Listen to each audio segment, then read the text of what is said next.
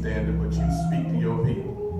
That's all you can, Lord. Remove anything from my heart and my mind that will keep me from you. Plant forgiveness, Lord, and grow it in us, Lord, that we may come in the right relationship with you. Forgive us where we've gone wrong. Help us, Lord, when we fall short. Wipe the tears from our eyes, Lord, that we cried this week. Help us, Lord, now. We ask all these things, Lord, in Jesus' name. Amen, church.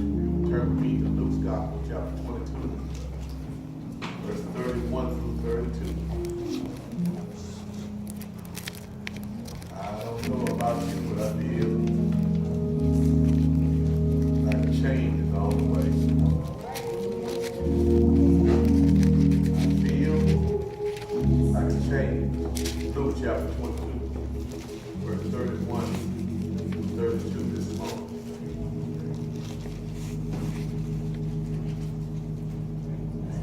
Luke reading from Luke's Gospel this morning. The word says, the Lord says, Simon, Simon, behold, Satan hath desired to have you, that he may sift you as wheat. But I have prayed for thee that thou failest not. And when thou art converted, strengthen thy brother.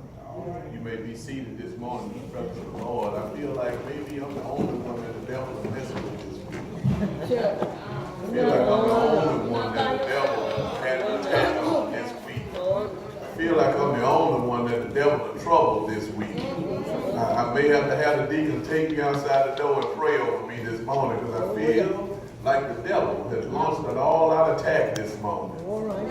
I feel like he didn't have to ask permission. He just came and did what he wanted to do. I feel like he came. Yes. And say, nobody can stop me. Help me, Lord Jesus. So much can happen this week.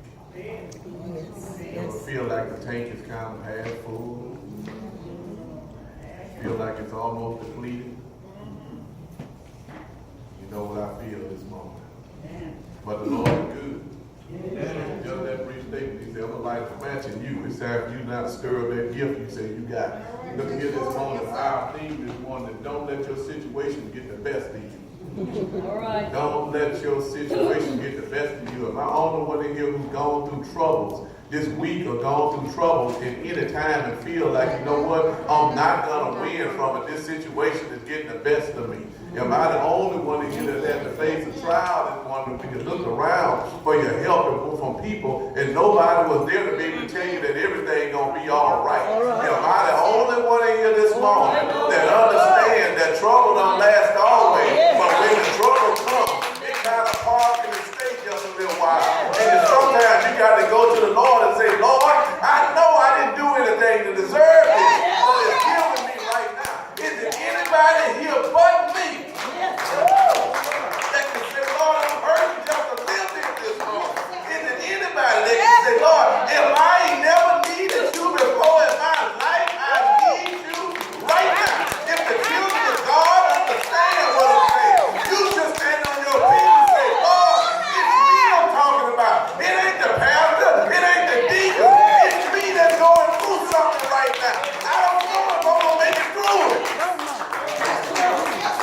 But I just need some help this morning. I know y'all all right this morning. I know you're okay this morning. But you see, we find ourselves in situations, if it ain't a couple of weeks ago we heard this sermon, if it ain't one thing, it's another. Let me tell you something, we always going through something, and it may not be one thing, it may be something else. That you ever find yourself dealing with a situation, and as soon as you finish that situation, before the Lord even puts a period on it, something else jumps up over here. And you say, Lord, I didn't even see that coming, but it sneaks up on you.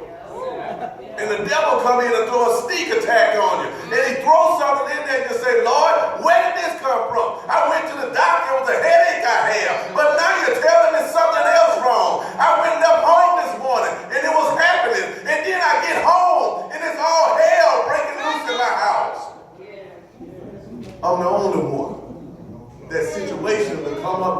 Death rose in and said, Lord, I can handle one when you say that, but right behind it, here come another one. And Lord, you wonder now what's coming next. Let me tell you something. Don't never ask God that question.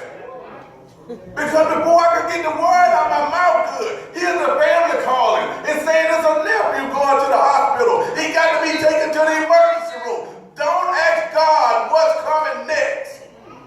Because he will show you that there's some things coming on the way. Don't let your situation get the best of you. No matter what's going on, the Lord's work still go on. His work still got to happen. I don't care if you're happy. I don't care if you're sad. I don't care if you're down. I don't care if you're disgusted. I don't care if you're discouraged. The Lord's work still go on. And don't let no situation, I don't care what it is, get you down this morning, because who you doing this for? You better recognize the Lord say, I got everything under control. I know when it's coming. I didn't tell you when because you wouldn't be able to handle it. But I need to let you know something. Those things come. You know, let me tell you something, brothers and sisters. We find ourselves in situations and we don't know where this came from.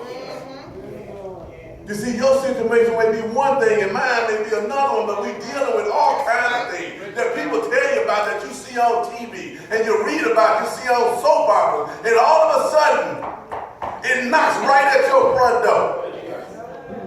And you say, Lord, I don't know if I'm going to be able to get through that one, but I stopped by here this morning to encourage you this morning. Don't let no situation get the best of you. What if you've been wounded? That's okay. You serve a God that's never lost a patient. If you've been wounded, he can heal you no matter what it is. I don't care if you've been walking in darkness. The light is going to shine regardless of what it is. All you got to do is see it. He's going to be there. Jesus is still the light of the world no matter how dark it gets. He is still there. Your money may be looking a little bit funny like mine. But you know what? I don't worry about that because I serve a God and something that has everything. Psalm 24 says the earth is the Lord and the fullness thereof, that everything is his. I don't have to worry about money because if I need it, he's going to make it come right there. You don't have to worry about it. See somebody you don't understand like I do. I know he's my provider. I know that whatever I need, he's going to give it to me. I know when it comes time for it. I don't have to worry about bills. If my God can pull money out of a fish mouth, he can give me anything that I need. I don't have to worry about when he's going to give it. It always going to show up. It may not show up when you want it, but when you're down to your last of your last of your last, the God I serve shows up right then. And when he shows up, he don't say, I told you so. That's right. He shows up and say, I'm here. I want you to know that he is my Jehovah Jireh. He may not be yours, but he's my Jehovah Jireh each and every day of my life. I don't let situations get me down because the Jehovah Jireh say, I can give you anything that you need. You ain't going through nothing I didn't know you were going through already. And everything you're going through is just a test for you to be able to give somebody a testimony of how good my God really is. Yes. You see, you may not serve a God like that, but I know who mine is. You see, Jesus is here in this text this morning. Peter is down right now. The Lord comes in, and Peter, you know, the one that'll cut your ear off if you say the wrong thing. Peter, the boastful one that's big and bad. The one that say, I'll never deny you. Peter, the one that's a rock that God has said, I'm going to build my church upon. But Peter finds himself in a situation where he's boastful, but he's also down. And Jesus has to come and give him a pep talk. You see, every now and then, Jesus got to give that to you too. Every now and then, you need a pep talk. Every now and then, you need him to tell you something right now. But he gives Peter a glimpse of a situation that was waiting down the road for him. It's coming. He shares this with Peter because he didn't want Peter to throw in the towel. You know what the problem is with the church? We got too many folk that want to throw in the towel the first time something don't go the way I want it to go. I'm going to throw the towel in. I don't want to be there if I can't sing the first song, Pastor. I don't want to be there if I can't pray the first prayer. I don't want to be there if I can't sit in the front row. I don't want to be there if you ask me for money again. I don't want to be there if people just talking about me. Let me tell you something. They talking about people in hell right now that wish they could get where you at right now. When you start talking about what he's done, he got to give him a pep talk because Peter's ready to give up. The Lord said, Simon, behold, desired you, that he may sift you like wheat. Sifted wheat ain't got no use. It's good to make bread out of it, but it can't do anything. You ever seen the sift they used in the old days? Amen. You ever seen that? Anybody grew up in Louisiana? We had to beat it with a rock. I don't know about you, so we had to do it like that. You ever saw a sifter where you had to do it this way? Yeah. Me and my brother came out looking like we were white because something was all over us. We came out looking like that, but you had to sift it.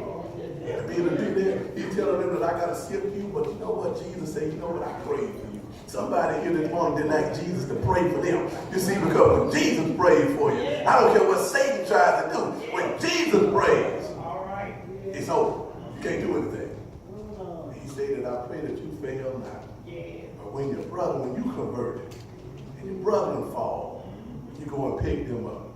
In other words, Jesus is telling Peter that trouble is going to come, and it will. If you have a faith, you just live just a little while longer. Matter of fact, you're going to face circumstance, and you shall. If you haven't failed them, wait a little while longer. And when life falls apart on you, and it will, I have prayed for you. I prayed for you that you would be strengthened. But the Lord says, hold your head up, throw your shoulders back, and let the people know, you know what, that the God I serve tells me, don't let this situation take you down. You see, if you can understand what the Lord is trying to say, he tells Peter how to overcome situations. You ever have people just get under your skin? I better not ask that too loud. That may be a bad thing. I better not say that. But you ever have people just get under your skin, get on your last of your last, and know exactly what button to push to be able to get you mad, to get you upset? He's trying to tell Peter that, you know what? You don't have to do that. The first thing he reveals to Peter is a portrait of what the devil tries to do when he gets you and you think that you're all alone.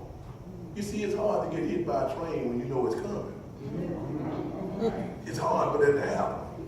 But notice how Jesus paints a picture in his mind about the devil's agenda. He says, Simon, Simon, the devil desires to have you, that he may sift you like wheat. It's important to understand that desire means to get his hands on you. To get his hands on you. You know that the devil can walk right here in the church? Yes. Can't come by itself. Somebody brought him. If you brought him, please stand up so I can have a deacon come pray for you.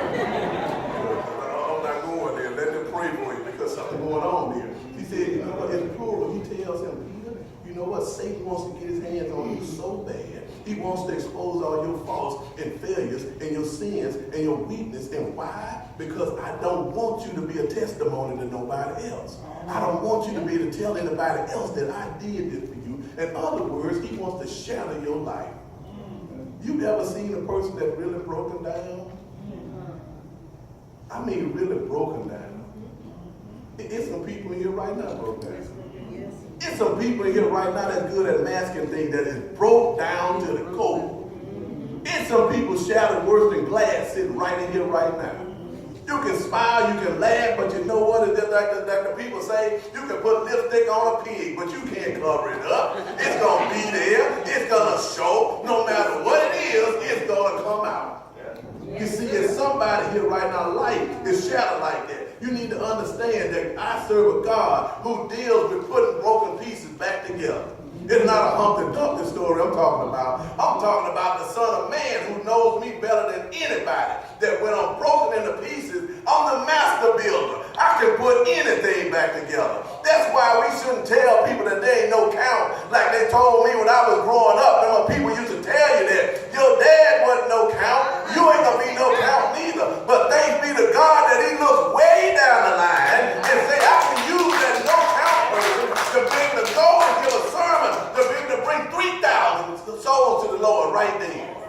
But see, we have to look at it. You don't have to worry about it. He said, if you can just get to the potter's house, if you're all broken down, there's the potter's house right here. If you can just get to the potter's house, if you can just get there, you don't have to worry about paying a copay to come here. You don't have to worry about that. Admission here is absolutely free. In other words, you can get the best of the best of the best right here. It don't matter which church you go to. I don't care if they got 25,000 members or 2.5. It don't make a difference. The Lord said there's 2 or more there. You don't have to worry. He's going to be there to take care of whatever you need.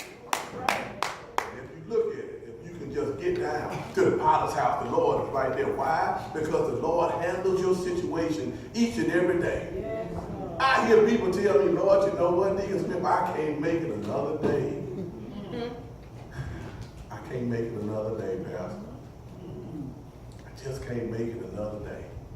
Well, you know what remedy I need to give you? Go to sleep. Go to sleep. Well, why would you say that, Pastor? That sounds too easy. Well, the Bible tells me that new mercies, new favors come each and every day. If you that worried, go to sleep. Don't stay up. Go to sleep so you can get it to the next day. Then he call you to the next day, and the new favor is coming, and you'll be able to overcome anything that comes. Sometimes you rush to get rid of yours because I ain't giving you another mind. You rush to get rid of yours, but the Lord said, I got it for you right here. All you got to do is don't let that situation get the best of you. It's a reason why you're going through it. But not only did he show Peter that portrait, but it also said that he gave him the prayers from the great high priest. You do know in the Bible study, for those of you who've been to Bible study, for those of you who've been to read the Bible before, you know that Jesus is the great high priest, right? You know that he is the great high priest is what he is. See, it don't matter what you do. The truth of the matter is, some people get joy out of seeing you down. Am I right about it? I think I'm right that some people get joy out of seeing you toe up. And see, some people get joy out of seeing you broken and hurt. Some people get joy out of seeing you wounded and distraught. You see, I think I got some witnesses on the right side of the church, and I think I got some witnesses on the left side of the church, and I think I got some witnesses right down the middle here that can testify that, yes, people will try to hurt you with the words that they say. People will try to hurt you with the things that they do. But you know what? All you got to do is stand still and behold the salvation of the Lord and watch what he do. You don't have to worry about what people are trying to do. You see, Jesus uses our pain and our suffering to bless somebody else. He uses those things to try to get you up right there. Whether you're distressed and you're going to look about healing, whether you're up or you're down, Jesus tells Simon that the devil wants you. See, I can't even fathom that in my mind. The devil wants me. I don't even eat hot sauce, Lord. Why you want me? What did I do? I didn't do anything to anybody. But know that Jesus also didn't pray for Peter never to get into trouble. He didn't do that. But see, I'm glad what the song said, trouble don't last always. But I know one who lifted me out of my troubles. He calmed my mind. He steadied my heart. He dried my tears. He healed my wounds. You know what? If he did all of that for Peter, he can do the exact same thing for you. If he did all of that for Peter, he can do that for you too. If your kids are going crazy, pray a little bit more. If your spouse is going crazy, pray a little bit more. And watch what the Lord do. He'll go in and change the worst situation that you ever been in. You see, that's reason to shout right there. That went over your head, down 1604, on 151, because it's trouble that shows up there, and you know that that situation is going to stay until the Lord comes in and fixes it. You see, you just spoke into your heart just now by not saying anything. You just told the devil to bring trouble my way. Bring it my way. But don't let that situation get the best of you. You see, Jesus doesn't pray for the devil to leave Peter alone either. That's right. He don't do that. He didn't pray for him to leave him alone. The question was yesterday, how much do you trust the Lord? How much do you trust the Lord? If you trust the Lord, you don't have to worry about the devil. You don't have to worry about him. He's already defeated. But he prayed that Peter's faith wouldn't fail him. In other words, Jesus knew that Peter's faith was getting ready to be tested. Have your faith been tested before? Has yours been tested before? Has yours been tested before? If you think it's never been tested, give it a little while longer. I promise you it's on the way. When you go to the doctor and they give you a bad report, your faith is being tested. When you get somebody that has died close to you, your faith is going to be tested. When your kids are going crazy, they look like they got the legion, your faith is getting ready to be tested. When that husband that you got or that wife is going crazy doing things, your faith is getting ready to be tested. When you come to the church house and people talk about you and put you down and try to run you out of God's house, your faith is going to be tested. When you try to please everybody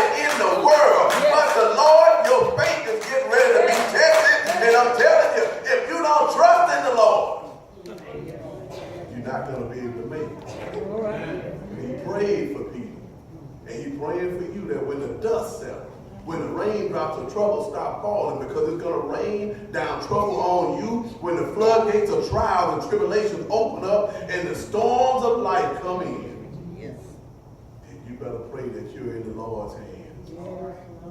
You better pray that you're in his hands. Don't let that situation get the best of you. Because see, when I go in storms, I know the one that controls the winds and the waves. I know the one that do that. I know when trouble come my way, I know the one that can say, peace be still, and everything stops right then. When everything comes up against me, I know the one that say, I'll go before you, and I'll take care of any problem that's coming your way. I serve a God that says there's nothing that's going to happen in your life that I didn't send that way always. I sent it there so you would be able to grow. The only way you can grow is that you got to go through something. You got to go through a trial to be able to grow. If you don't go through something, how do you know he can save you? If you never fall, how do you know he can pick you up? If you never suffer, how do you know he can be your peace in troubled water? If you never been stuck, how do you know he can be your bridge?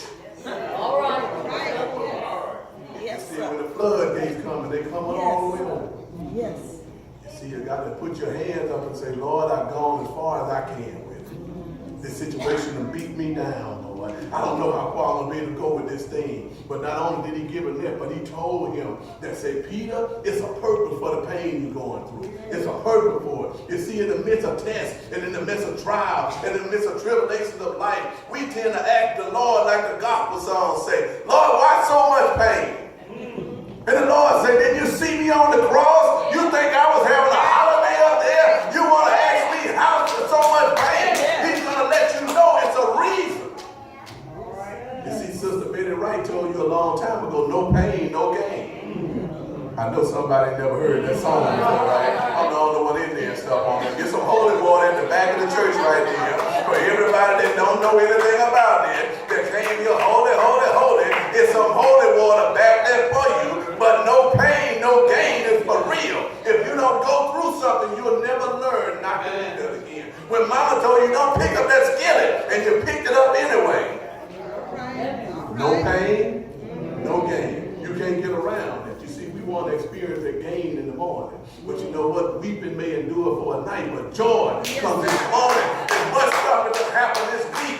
We've all gone through weeping hours right now. We all are living in weeping times right now. There's some people going through some things right now. If you just realize that come early in the morning, that joy comes. And when the joy shows up, he tells them, say, when you're converted, strengthen your brother. Word says, bring them close. See, after you get back up on your feet, don't look away from them. We got too many people looking down on people right now. And seeing people hurting them, we'll walk right by them. And won't worry about it. They going through something right now. Right now. Somebody drove over here right now. Somebody had a sign say, I'll work for food. Please give me $1. God bless you. And you zoom by so fast and spin them around in the road. Don't you know that could have been the Lord saying it's a test? To see if you really are that Christian that you say you are. Oh, yes. If it's going to hurt you to do that, then drive on by. Because the Bible says we entertain angels unknown. If that's you this morning, he said, you know what? Don't let that problem get the best of you. When you get back up, when you get strong after you fall, pick somebody else up. Peter, you know your brother is going to need you because I'm getting ready to leave here. In other words, Peter, you're going to be right here. You're going to be the fountain of life that they look to right now. Up to this point, it's been me, but the Holy Spirit is on the way. But till he gets here, you're going to have to do some things, Peter. There's going to be some pain coming. And some of the brothers that you have are going to turn their back on you. But don't worry about that. I got that situation all taken care of too. It's going to knock you off your feet. But remember, the Lord allows you to get knocked down because when you're on your knees, that's the best position for you to be in. When trouble comes, when you're on your knees and you're praying in your secret closet, it's you and God one-on-one. You can tell him all about your trouble. You see, the Lord always gives a way out. Even your leaning post, you know what I'm talking about. about. If he's been your bridge over troubled water, you know what I'm talking about. If he's been your rock in a weary land, you know what I'm talking about. If he's been your cover in the midst of a storm, you know what I'm talking about right then. You see, you ought to tell your neighbor, don't let that situation get the best of you, because when you think about the goodness of the Lord and how good the Lord been, you should be shouting right there, right now. If you think about how good God has been to you right now, you know how many things he held away from you already. You know how much trouble he kept away. You know how many things that could have happened. You think that this heart got you here this morning? You know how many things that he put on hold.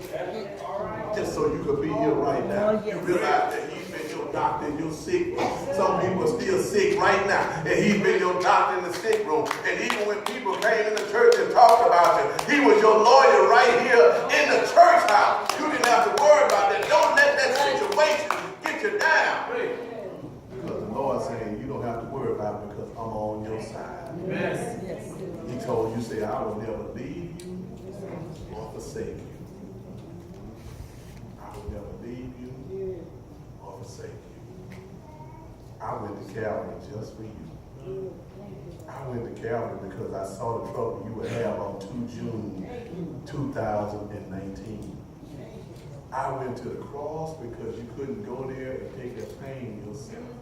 I went to the cross because you couldn't take the beatings that I had to take for you. I went to the cross because you couldn't take all the things that happened to me. You couldn't take having your beard pulled out of your face until you looked like something less than human. I went to the cross because you couldn't take the nails going into your feet. I went to the cross because you couldn't take the thorn being pressed on your head. I went to the cross because you couldn't take the spear going in your side. I went to the cross because nobody else would stand there for you. I went to the cross because everybody talked about you. I went to the cross because people put you down. I went to the cross because I took death that was heading your way. I went to the cross because I took sickness when it walked right on you.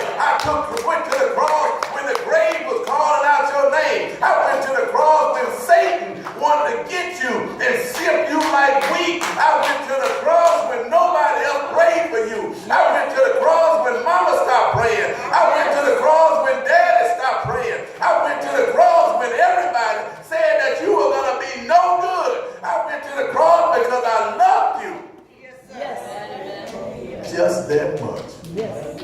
If you don't let that situation get you down.